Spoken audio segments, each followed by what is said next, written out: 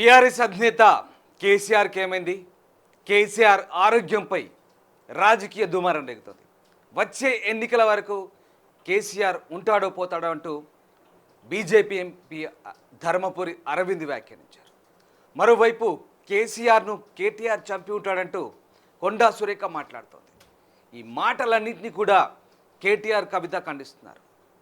సీఎంగా ఉన్నప్పుడు ఎవరిని కలవలేదు, ఇప్పుడు ప్రతిపక్ష నేతగా ఉన్నప్పుడు ఎవరిని కలవడం కాదు కదా, అసలు బయటికి రావడం లేదు. అసలేం జరుగుతుంది? కేసీఆర్ ఫామ్ హౌస్కే పరిమితమయ్యారా? కేసీఆర్ ఆరోగ్య పరిస్థితిపై రకరకాల ఊహాగానాలు వస్తున్న నేపథ్యంలో వివిధ రాజకీయ పార్టీల నేతలు చేస్తున్న ఈ వ్యాఖ్యలు ఎక్కడికి దారితీస్తాయి? అసలు ఏం జరుగుతుంది? కేసీఆర్ ఆరోగ్యానికి సంబంధించి వస్తున్నటువంటి ఈ రాజకీయ వ్యాఖ్యల నేపథ్యంలో, ఈ దుమారం నేపథ్యంలో అసలు ఇది ఎలాంటి చర్చకు దారితీయబోతుంది? ఓడిపోతే కేవలం ఫామ్ హౌస్కే పరిమితం అవుతాను, ఫామ్ హౌస్లో రెస్ట్ తీసుకుంటానంటూ ఓ సందర్భంలో కేసీఆర్ అన్నారు.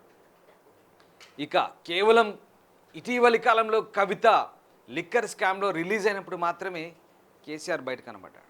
అడపదడప ప్రతిపక్ష స్థానంలోకి వచ్చినప్పుడు 1, 2, 3 సార్లు మాత్రమే ఆయన బయటకు కనపడ్డ పరిస్థితి. సో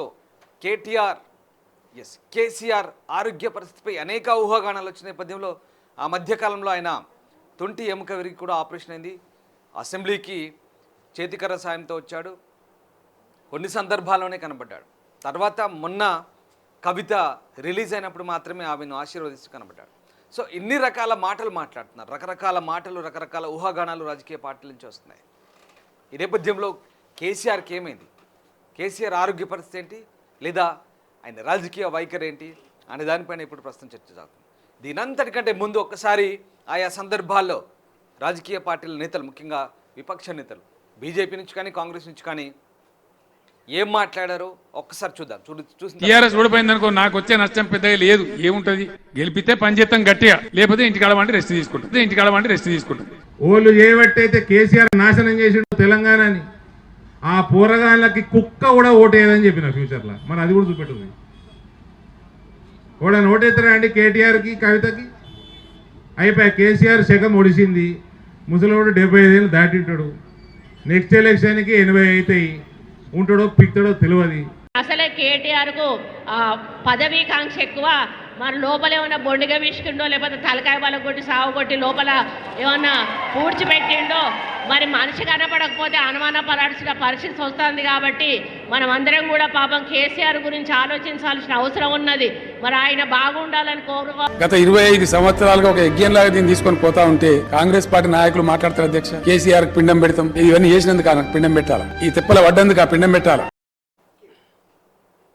రైట్, విన్నారు కదా ధర్మపురి అరవింద్ వ్యాఖ్యలు, కొండా సురేఖ వ్యాఖ్యలు. ఒక రకంగా బీఆర్ఎస్ శ్రేణులను ఈ మాటలు బాధించవచ్చు, కేసీఆర్ కుటుంబ సభ్యులను బాధ పెట్టవచ్చు ఈ వ్యాఖ్యలు. కానీ కేసీఆర్ మౌనంతో ఒక రకంగా ఇతరులకు అవకాశం ఇచ్చినట్టు అవుతుంది. మరి కేసీఆర్ ఎందుకు మౌనంగా ఉన్నట్టు? వ్యూహాత్మకంగానే మౌనంగా ఉన్నారా? అసలు ఏం జరుగుతుంది? అసెంబ్లీ ఎన్నికల తర్వాత 10 ఏళ్ల పాటు, దాదాపు 9.5 ఏళ్ల పాటు కేవలం కనుసైగలతోని పరిపాలన చేశాడు. ముఖ్యమంత్రిగా అత్యంత పవర్ఫుల్ సీఎంగా కూడా పేరు తెచ్చుకున్నారు కేసీఆర్. అప్రతిహతంగా ఆయన పరిపాలన కొనసాగింది. ఉద్యమ నాయకుడిగా ప్రస్థానం మొదలుపెట్టి ఒక ముఖ్యమంత్రిగా రాణించగలుగుతాడా లేదా అన్న మీమాంస మధ్య, అనుమానాల మధ్య అందరి అనుమానాలను పటాపంచలు చేస్తూ తనదైన మార్కు పరిపాలన అందించాడు కేసీఆర్. దేశంలోనే ఒక ప్రత్యేక గుర్తింపు తెచ్చుకున్నారు ముఖ్యమంత్రిగా. సౌత్ ఇండియాలో ఒక పవర్ఫుల్ సీఎంగా, దేశంలో ముఖ్యంగా అటు జాతీయ రాజకీయాల్లో కూడా తనదైన ముద్ర వేశారు. జాతీయ స్థాయి నేతలను కూడా ఎదుర్కొనే సత్తా కేసీఆర్కు ఉందని ప్రూవ్ చేసుకునే పరిస్థితులు కూడా తీసుకొచ్చాడు. కేసీఆర్ ప్రవేశపెట్టిన అనేక పథకాలు కూడా దేశవ్యాప్తంగా చర్చనీయాంశమయ్యాయి. రైతు బంధు తీసుకోండి, 24 గంటల కరెంటు తీసుకోండి, అలాగే ఇంటింటికి మంచినీటి సరఫరా కావచ్చు. ఇలాంటి స్కీమ్స్ అన్నీ కూడా దేశవ్యాప్తంగా చర్చనీయాంశంగా మారిన పరిస్థితి. కేసీఆర్ అలా తనదైన మార్కు వేశారు. మేనిఫెస్టోలో లేని అంశాలను కూడా ఆయన కొత్తగా అనేక పథకాలు ప్రవేశపెట్టి తెలంగాణ ప్రజల్లో ఒక ముద్ర వేశారు. కానీ అలాంటి కేసీఆర్ ఎందుకు ఇవాళ మౌనంగా ఉన్నారు? ఇదంతా వ్యూహాత్మకమేనా? కేసీఆర్ ఏం చేస్తున్నాడు? అసలు ఫామ్ హౌస్లో నిజంగానే ఆయన చెప్పినట్టుగానే రెస్ట్ తీసుకుంటున్నాడా? నన్ను ఎన్నికల్లో ఓడగొడితే చక్కగా పోయి ఫామ్ హౌస్లో పండుకుంటా అన్నాడు. మరి అదే చేస్తున్నాడా? కేసీఆర్ ఫామ్ హౌస్లో రెస్ట్ తీసుకుంటున్నాడా? 10 ఏళ్ల పాటు 9.5 ఏళ్ల పాటు ముఖ్యమంత్రిగా చాలా బిజీగా ఉన్నాడు. అంతకంటే ముందు ఉద్యమ నాయకుడిగా ఉన్నాడు. అంటే 2001 నుండి పార్టీ పెట్టినప్పటి నుంచి ఇప్పటి వరకు కూడా ఎప్పుడు రెస్ట్లెస్గా ఉన్నాడు ఆయన. అఫ్కోర్స్ ఉద్యమ నాయకుడిగా ముఖ్యమంత్రిగా చాలా బిజీగా గడిపారు. ఇప్పుడు నిజంగా కేసీఆర్కు తీరిక దొరికిందా? తీరిక సమయంలో ప్రశాంతంగా గడుపుతున్నాడా? ఫామ్ హౌస్లో ఏం జరుగుతుంది? ఈ 10 నెలల కాలంలో, అధికారం కోల్పోయిన 10 నెలల కాలంలో ఆయన ప్రతిపక్ష నేతగా అయిన తర్వాత కూడా బయటికి వచ్చిన సందర్భాలు వేళ్ల మీద లెక్క పెట్టచ్చు. 2-3 సందర్భాల్లో మాత్రమే వచ్చాడు. ఒకసారి ప్రమాణ స్వీకారానికి, సరే అప్పుడు గాల్కు ఆపరేషన్ అయింది, అదొక వేరే విషయం. తర్వాత మొన్న మీడియా ముందుకు ఒకసారి కవిత రిలీజ్ అయినప్పుడు అది కూడా ఇంట్లోనే. ఇలా చాలా తక్కువ సందర్భాల్లో ఆయన వస్తే నందినగర్ ఇంటికి, ఫామ్ హౌస్ నుంచి నందినగర్ ఇంటికి, లేదంటే ఫామ్ హౌస్లో, మోస్ట్లీ ఫామ్ హౌస్లో గడుపుతున్నాడు. ఏం చేస్తున్నాడు కేసీఆర్ ఫామ్ హౌస్లో? నిజంగానే ప్రశాంతంగా ఉంటున్నాడా? ఏం జరుగుతుంది? మనకంతున్న సమాచారం ప్రకారం కేసీఆర్ ప్రశాంతంగా ఉంటున్నాడని తెలుస్తుంది. ఫామ్ హౌస్లో వ్యవసాయం ఉంది, మంచిగా వ్యవసాయం చేపిస్తున్నట్టుగా తెలుస్తాను. బుక్స్ చదువుతున్నాడు, కేసీఆర్కి బుక్స్ చదువుతున్నట్టుగా తెలుస్తాను. సో మొత్తం మీద కేసీఆర్ సంబంధించి కొంచెం ఇంట్రెస్టింగ్ చర్చ అయితే జరుగుతుంది. ఆరోగ్యం బాగాలేదంటూ రకరకాల పుకార్లు వచ్చాయి. నిజంగా కేసీఆర్కు ఆరోగ్యం బాగాలేదా? మరి ఏం జరుగుతుంది? అసలు దీనికి సంబంధించిన చర్చ ఏంటి? ఒక్కసారి మా కరెస్పాండెంట్ మహేష్ ప్రస్తుతం మనతో ఫోన్ లైన్లో అందుబాటులో ఉన్నాడు. మహేష్, కేసీఆర్ అసలేంటి, అంటే కేసీఆర్ వ్యూహాత్మకంగా మౌనంగానే ఉంటున్నారా? అసలు ఏం జరుగుతుంది? ముఖ్యంగా ఫామ్ హౌస్కే పరిమితమయ్యాడనే టాక్ అయితే వినిపిస్తుంది. ఏం చేస్తున్నారు కేసీఆర్ ఫామ్ హౌస్లో? డైలీ రొటీన్ ఏంటి మహేష్?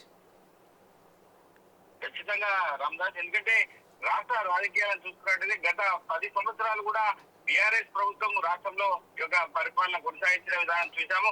కానీ కాంగ్రెస్ ప్రభుత్వం 10 నెలల్లో ఇంత హడావిడి చేస్తున్నా కూడా కేసీఆర్ మౌనంగా ఉండడానికి ఒక ప్రశ్నార్థకంగా చెప్పుకోవచ్చు. ఎందుకంటే హైదరాబాద్ దాడులు కావచ్చు, కవితను అరెస్ట్ చేసి విడుదలైన నేపథ్యంలో ఇప్పటి వరకు కేసీఆర్ ఇప్పటికి కూడా మౌనంగా ఉండడం అందరినీ ఆశ్చర్యానికి గురి చేస్తున్న సంఘటన మనం చూస్తాం. ఎందుకంటే ఇప్పటికే కేటీఆర్ కావచ్చు, ఇటు హరీష్ రావు కావచ్చు, ఇద్దరు కూడా బాధితుల కోసం పర్యవేక్షణ చేస్తూ మూసి బాధితులకు సంబంధించిన హైదరాబాద్ దాడులు ఆపాలి, ఖచ్చితంగా మీ వైపు మేము ఉంటామని చెప్పి ఇప్పటికే హరీష్ రావు కూడా చెప్పడం జరుగుతుంది. అదేవిధంగా బీఆర్ఎస్ పార్టీ యొక్క ఉన్నటువంటి ఒక రాష్ట్ర పార్టీకి ఇప్పటికే వినతులు రావాలి, మీకు సమస్య ఉంటే మాకు చెప్పుకుంటే మీ పక్షాన్ని మేము ఖచ్చితంగా ఉంటామని చెప్పి ఇప్పటికే కేటీఆర్ హరీష్ రావు కూడా ఇద్దరు కూడా ఒక మూసి బాధితులు కావచ్చు, హైదరాబాద్ బాధితులకు ఖచ్చితంగా మేము అండగా ఉంటామని చెప్పి చెప్పిన నేపథ్యంలోనే కేసీఆర్ మాత్రం ఒక యాగాలు చేసుకుంటూ తన ఫామ్ హౌస్ లో తన ప్రక్రియ జీవన విధానాన్ని కొనసాగిస్తున్నాడు.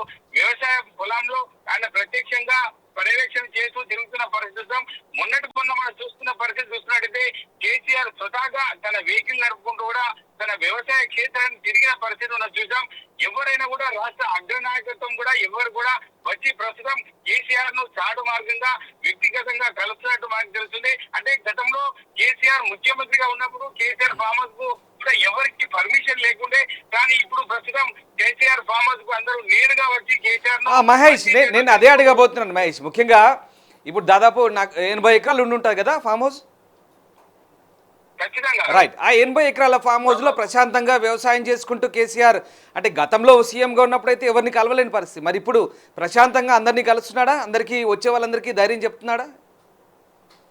ఖచ్చితంగా రాష్ట్ర రాజకీయాలను అంతర్గతంగా ఉన్నటువంటి ఒక సమస్యలను అంతర్గతంగా పరీక్ష చేస్తూ ఉంటున్నాడు తప్ప మౌనంగా ఉంటూ తన యొక్క విధానాన్ని కూడా ముందుకెళ్తున్న పరిస్థితి ఉంది. ఎందుకంటే ఇప్పటికే రాష్ట్రంలో ఉన్నటువంటి మంత్రులుగా చేసినటువంటి ఎమ్మెల్యేలుగా చేసినటువంటి ప్రత్యక్షంగా వచ్చి కేసీఆర్ ఆరోగ్య పరిస్థితిని తెలుసుకుంటున్నారు. కేసీఆర్ యొక్క రెట్లు తీసుకున్నట్టు మనకు తెలుస్తుంది. తన వ్యవసాయ క్షేత్రంలో ఒంటరిగా తన వెహికల్ పై తిరుగుకుంటూ కూడా తన వ్యవసాయ ఫామ్ హౌస్ కూడా తిరుగుతూ వెళ్తున్న పరిస్థితి. ఏది ఏమైనప్పటికీ రాష్ట్ర రాజకీయాలు ఎంత దూకుడుగా కాంగ్రెస్ ప్రభుత్వం చేస్తున్నా కూడా కేసీఆర్ మౌనానికి ఏంది అది ఒక ప్రశ్నగా మిగిలిపోతుందా?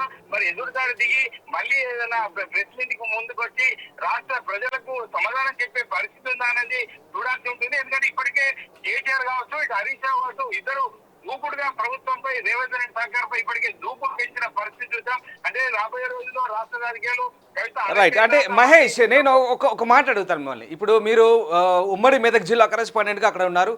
మీ పరిధిలోనే ఎర్రవెల్లి ఫామ్ హౌస్ ఉంది. మీ అబ్జర్వేషన్లో మీకు అర్థమైంది ఏంటి? అంటే ఆ ఫామ్ హౌస్ దగ్గర రోజు డైలీ రొటీన్ ఏంటి? ఎవరెవరు వస్తున్నారు, ఎవరెవరు పోతున్నారు? ముఖ్యంగా కేసీఆర్ ఎక్కువ కాలం అక్కడే గడుపుతున్నారు కాబట్టి అక్కడ దినచర్య ఎట్లా ఉంది, ఆ వచ్చిపోయే వాళ్ళ హడావుడు ఎట్లుంది, అసలు ఆ ప్రాంత పరిసరాలను అబ్జర్వ్ చేస్తుంటే మీకేమనిపిస్తుంది మహేష్? మాకు తెలిసిన సమాచారం బట్టి చూసుకుంటే రాష్ట్రంలో ఉన్నటువంటి ఎవరైతే ఈయనకు సన్నిహితులుగా ఉన్నటువంటి వారిని అందరూ కూడా ఫోన్ ద్వారా సమాచారం ఇచ్చుకుంటూ వీళ్ళని కలుస్తూ అంటే కేసీఆర్ ని కలుస్తున్నాడు వాళ్ళకి తెలుస్తుంది. ఇప్పటికే రాష్ట్రంలో ఎక్కడైనా అంటే ఎటువంటి సమస్యలు వచ్చినా ఈ యొక్క అంతర్గతంగా వచ్చి కేసీఆర్ సలహాలను సూచనలు తీసుకున్నట్టు మనకు తెలుస్తుంది. ఎందుకంటే రాజకీయ గురుతులుగా చెప్పుకోవచ్చు. ఎందుకంటే ఈ యొక్క తెలంగాణ రాష్ట్రం కీలక పాత్ర పోసినప్పుడు కేసీఆర్ ప్రతి ఒక్కరు కూడా వచ్చి అక్కడ కలిసి తన యొక్క సమస్యలు ఏమిటని ఒక కేసీఆర్ ముందు పెడితే కేసీఆర్ వాళ్ళకు దిశానిర్దేశం చేస్తున్నట్టు తెలుస్తుంది. ఇప్పటికే చాలా మంది కలుస్తున్నారు. ఎందుకంటే ఫామ్ హౌస్ వచ్చేది ఎవరికి తెలియదు కాబట్టి వచ్చేది పోయేది అది ప్రత్యక్షంగా చూడలేకపోతున్నాం, పరోక్షంగా వచ్చి కలుస్తున్నట్టు తెలుస్తుంది రామదాస్ మనకు. Right. Yes, thank you Mahesh, thanks for the update. So ఇది మొత్తం మీద కేసీఆర్ ఆరోగ్య పరిస్థితి సంబంధించి రకరకాల ఊహాగానాలు వెళ్తున్న నేపథ్యంలో ఎస్ నేను మీకు మరొక ఇంట్రెస్టింగ్ విషయం చెప్పబోతున్నాను. ఇది ఇటీవలి కాలంలో వైరల్ అవుతుంది. మొన్నటి పిక్చర్గా చెప్తున్నారు.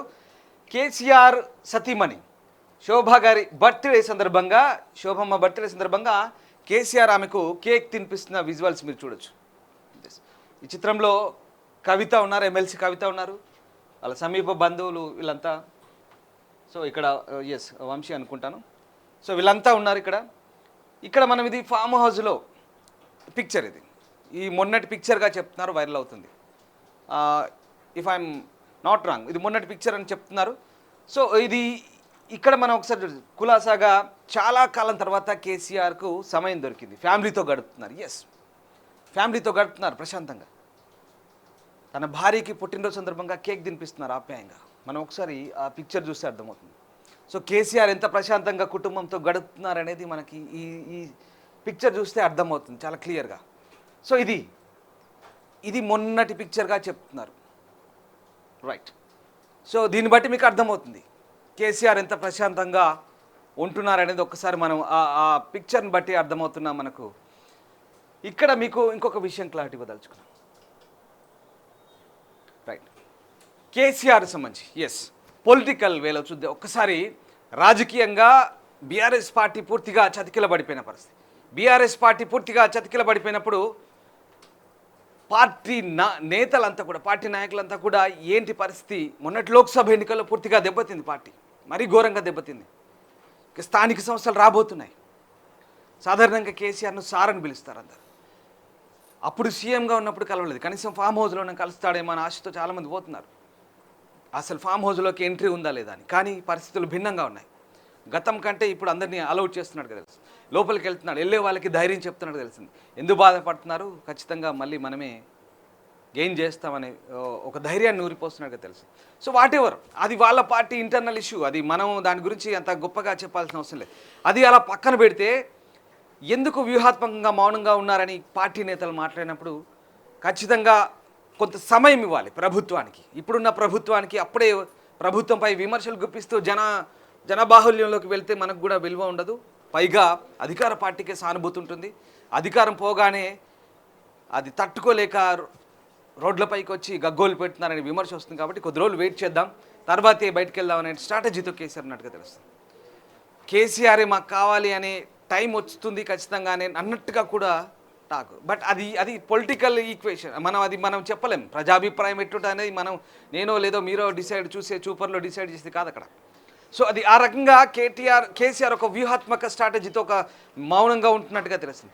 మొత్తం మీద కేసీఆర్ ఆరోగ్యానికి సంబంధించి వస్తున్నటువంటి ఈ ఊహాగానాల నేపథ్యంలో నిజంగా ఒక రకంగా ధర్మపురి అరవింద్ చేసిన వ్యాఖ్యలు వచ్చే ఎలక్షన్ల వరకు ఉంటాడో పోతాడో ధర్మపురి అరవింద్ అన్నారు. అసలు కేటీఆర్ చంపుంటాడంటూ కొండ సురేఖ మాట్లాడుతున్న పరిస్థితి. ఇలాంటి ఈ మాటల తర్వాత ఒక పొలిటికల్ హీట్ పెరుగుతుంది, ఒక దుమారం అయితే రేగుతుంది నిజంగా. మళ్ళీ మీకు ఈ పిక్చర్ చూపిస్తాను. ఎస్, శోభమ్మ బర్త్డే సందర్భంగా కేటీఆర్ సత్యమని శోభ గారి బర్త్డే సందర్భంగా ఇక్కడ కేక్ తినిపిస్తున్నారు కేసీఆర్. చాలా ప్రశాంతంగా గడుపుతున్నట్టుగా ఇప్పటికున్న సమాచారం. ఫామ్ హౌస్లో ఎక్కువ శాతం ఫామ్ హౌస్లోనే కవిత ఉన్నారు, ఇంకా మీరు ఈ పిక్చర్ చూసింటారు. సో ఎక్కువ శాతం ఫామ్ హౌస్లోనే గడుపుతున్నట్టుగా మనకు తెలుస్తుంది. చాలా ప్రశాంతంగా ఉన్నట్టుగా అక్కడ ఉన్నటువంటి సమాచారం. ఏదేమైనప్పటికీ కూడా మరి కేసీఆర్ విషయంలో వస్తున్నటువంటి ఊహాగానాలకు తెరదించబోతున్నారా? కేసీఆర్ రాజకీయంగా ప్రతిపక్ష నేతగా ఉండి గతంలో సీఎంగా ఉన్నప్పుడు కూడా ఫామ్ హౌస్ సీఎంగా ఆయనకి కొత్త విమర్శలు వచ్చాయి. సెక్రటరియట్కు వెళ్ళడు, ప్రగతి భవన్ నుంచే పరిపాలన సాగిస్తారంటూ వచ్చిన విమర్శలు కూడా అప్పట్లో ఆయన పెద్దగా ఖాతరు చేయలేదు. ఆయన చేయదలుచుకుని చేశాడు. ప్రతిపక్ష నేతగా ఉండి ఇప్పుడు ఇంత వ్యవహారం నడుస్తుంది తెలంగాణలో. హైడ్రా కూల్చివేతలు, మూసినది వ్యవహారం. ఆయన ప్రశాంతంగా ఫామ్ హౌస్లో నుండి కొడుకుని అల్లుడిని అలా మీరు చూసుకోండి అని చెప్పేసి పార్టీని వాళ్ళకి అప్పేపి ఆయన రెస్ట్ తీసుకుంటున్నాడా? ఈ రకమైనటువంటి వాదనలు వినిపిస్తున్నాయి. అప్పుడే బయటికి రాడు, అలా వాళ్ళ బంధువుల్ని, కొడుకుని అల్లుడిని రాజకీయంగా చూసుకోమని చెప్పేసి, పార్టీ వ్యవహారాలు చూసుకోమని తాను చాలా రెస్ట్ తీసుకుంటున్నాడని చెప్పేసి టాక్. సో మొత్తం ఇది ఇంత పెద్ద వ్యవహారాలు నడుస్తున్నా ఎందుకు ప్రతిపక్ష నేత హోదాలో ఆయన స్పందించడం లేదనేది ఇప్పుడు పెద్ద ప్రశ్న. మరి కేసీఆర్ ఈ విషయంలో కనీసం ఇప్పుడు రాష్ట్ర ప్రభుత్వ ఏదైతే అవలంబిస్తున్న విధానాల సంబంధంలో ఇప్పటి వరకైతే ఒక్క స్టేట్మెంట్ కూడా ఇవ్వలేదు క్లియర్గా. కవిత విషయంలో కూడా చాలా వరకు ఆయన తెర వెనుకే ప్రయత్నాలు చేశారు, కానీ ఎప్పుడు తెర ముందుకు వచ్చి ఆయన మాట్లాడిన దాఖలాలు కూడా పెద్దగా లేవు. సో చూడాలి మరి కేసీఆర్ ఇప్పటికైనా మౌనం వీడతారా? వ్యూహాత్మక మౌనం వీడి ఇప్పటికైనా మరి స్థానిక సంస్థల ఎన్నికలు వస్తున్నాయి కాబట్టి ఖచ్చితంగా బయటికి రావాల్సిందే. మొన్న ఎంపీ ఎలక్షన్లప్పుడు కొంత తిరిగాడు ఆయన. తిరిగినప్పటికి కూడా బస్ యాత్ర చేసినప్పుడు కూడా పెద్దగా ఆశించిన స్థాయిలో ఏంటి, మొత్తానికి ఒక్క స్థానం కూడా గెలవలేని పరిస్థితి. ఆ తర్వాత మళ్ళీ కంప్లీట్గా ఫామ్ హౌస్కే పరిమితమయ్యారు. మరి ఇప్పుడు కేసీఆర్ ఇప్పుడున్న రాజకీయ పరిస్థితుల నేపథ్యంలో ఆయన ఎలాంటి వ్యాఖ్యలు చేయబోతారు, బయటకు వస్తారా, ఆయన ఎట్లాంటి స్పందించబోతున్నారు, రాజకీయంగా వాళ్ళ వైఖరి ఏంటి? ప్రతిపక్ష నేతగా కొడుకు వచ్చాడు సరే ఎమ్మెల్యేగా, అల్లుడు వచ్చాడు ఎమ్మెల్యేగా, పార్టీ నేతగా, పార్టీలో కీలకమైన వ్యక్తులే కావచ్చు కాక, కానీ ప్రతిపక్ష నేతగా కేసీఆర్ ఉన్నారు కాబట్టి ప్రతిపక్ష నేత స్థాయిలో మాట్లాడే మాటలు వేరే ఉంటాయి, ఆయన ఇచ్చే స్టేట్మెంట్ వేరే ఉంటుంది. కాబట్టి కేసీఆర్ గురించి చాలామంది రకరకాల ఊహాగానాల నేపథ్యంలో మరి కేసీఆర్ ఈ వ్యూహాత్మక మౌనం ఎప్పుడు వీడతారు, నిజంగా కేసీఆర్ ఆరోగ్యంపై వస్తున్నటువంటి విమర్శల నేపథ్యంలో వాటికి ఆయన ఎప్పుడు చెక్ పెట్టబోతారు, నిజంగానే కేసీఆర్ ఆరోగ్యం బాగానే ఉందా లేదా కేసీఆర్ నిజంగా ఆరోగ్యం క్షీణించిందా, ఏం జరిగింది, వీటన్నిటికీ ఈ ప్రశ్నలన్నిటికీ సందేహాలకు తెరదించాలంటే కేసీఆర్ బయటికి రావాలి, ఈ మౌనం వీడితేనే అప్పుడు వీటన్నిటికీ సమాధానాలు దొరికే అవకాశాలు కనిపిస్తున్నాయి. చూడాలి మరి కేసీఆర్ ఈ అన్ని నలువైపుల నుంచి వస్తున్న విమర్శల నేపథ్యంలో ఇంకా ఆయన ఫామ్ హౌస్కే పరిమితం అవుతారా, ప్రజాక్షేత్రంలోకి వస్తారా, ఏం జరగబోతుందని మాత్రం ఒక ఇంట్రెస్టింగ్ డిస్కషన్ అయితే జరుగుతుంది. అటు పొలిటికల్ సర్కిల్లో ఇటు ప్రజల్లో కూడా ఒక ఆసక్తికర చర్చ అయితే సాగుతుంది. అసలైన తొలి వెలుగు. ఫాలో వాట్సాప్ @తొలి వెలుగు అఫీషియల్.